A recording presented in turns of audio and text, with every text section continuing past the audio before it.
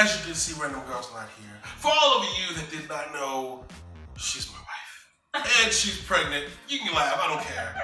She's pregnant with twins right now, so it's a little taxing for her to be in front of the camera. She gets really uncomfortable. So it's going to be me for the duration of the year, and then we'll pick it back up as soon as she is able.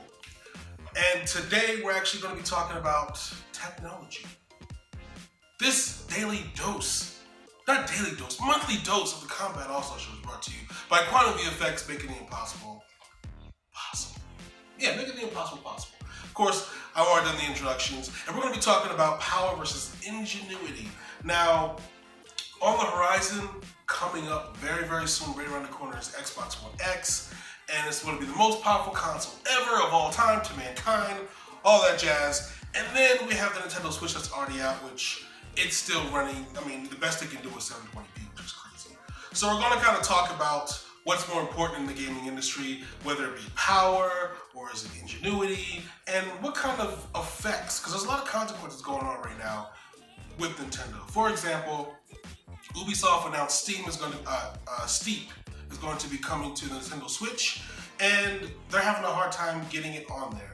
And if you guys remember, initially when the Nintendo Switch, before it launched, like maybe months after it was announced, a lot of developers were developing games for it, and they were saying how easy it is to develop for the Switch. It was going to be awesome, and they even showed demos of like basketball games and all kinds of crazy shenanigans, even Skyrim.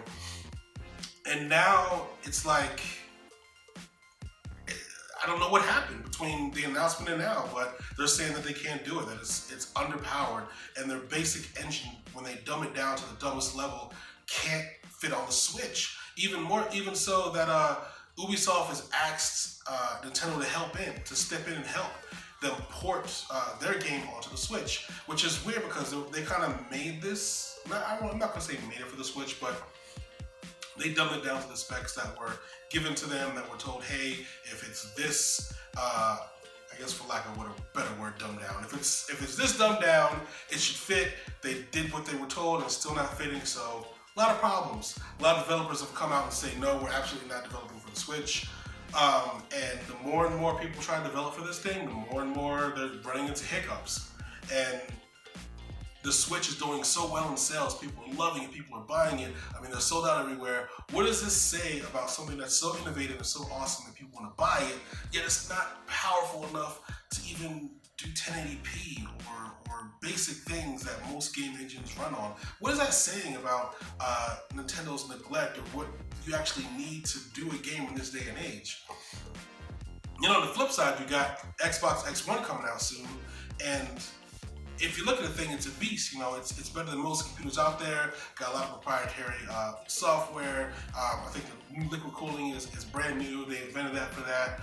AMD developed their own processor for it. So, I mean, this thing is going to be a beast. It already is a beast. When it comes out, it's going to be amazing. And there's no games for it. So even though developers can do 4K textures, they can just go ham, go crazy. It takes like 2 days to port a game over. That's great for third party, but they don't have any first party games. It's like the opposite of what Nintendo has. Nintendo has a lot of first party games. If you want to play Donkey Kong, Zelda, Mario all day long to your heart's content on the Switch gotcha. But on third party stuff, there's nothing. There's nothing at all. And it's the opposite with Xbox One X. If you want to play third party to your heart's extent, I can't even talk right. Your heart's content. You can play third party all day long, but first party stuff, I mean, we all know that they're doing the emphasis on their IPs, not the emphasis on the developers, like Sony.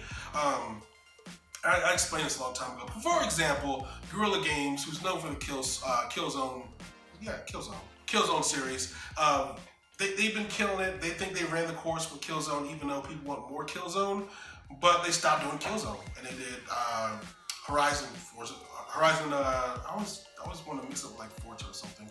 But Horizon Zero Dawn. They did Horizon Zero Dawn, brand new IP, and they were able to do it the way they want to do it, and PlayStation was totally fine with it.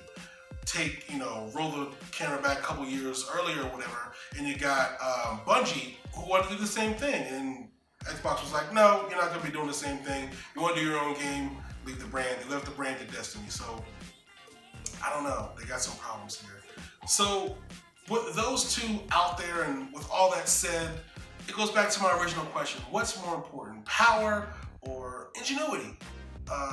And to me, it's a little both. You got to have something that's. The Switch is a great idea, but if it were able to do 1080p instead of just 720, if it was a beefier, more powerful console with the same, taking it apart, everything that it already has, it would be awesome because you can get your third party on there and your first party. It makes no sense to ignore one thing over the other. So Xbox, Microsoft, please get it together.